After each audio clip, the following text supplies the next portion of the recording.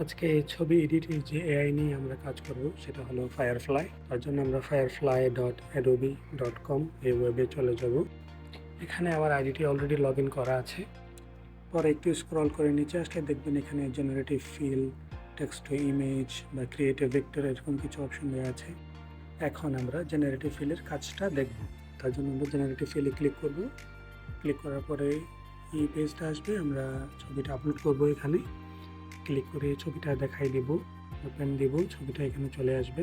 তবে যেই এরিয়াতে আমি পরিবর্তন আনবো ওই এরিয়াটা মার্ক করব।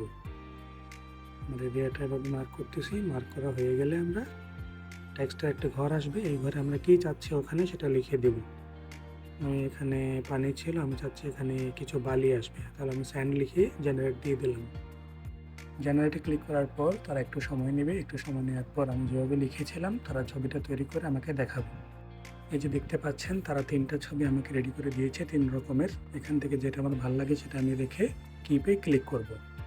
আরেকটা যদি আমি আপনাদের দেখাই, আমি এখানে আবার এরিয়া মার্ক করলাম। মার্ক করার পরে টেক্সটের ঘরে আমি কোকোনাট ট্রি লিখে দিলাম। তারপর জেনারেটে ক্লিক করব।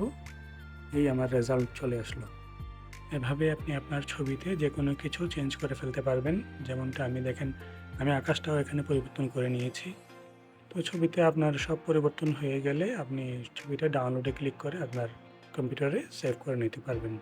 ধন্যবাদ।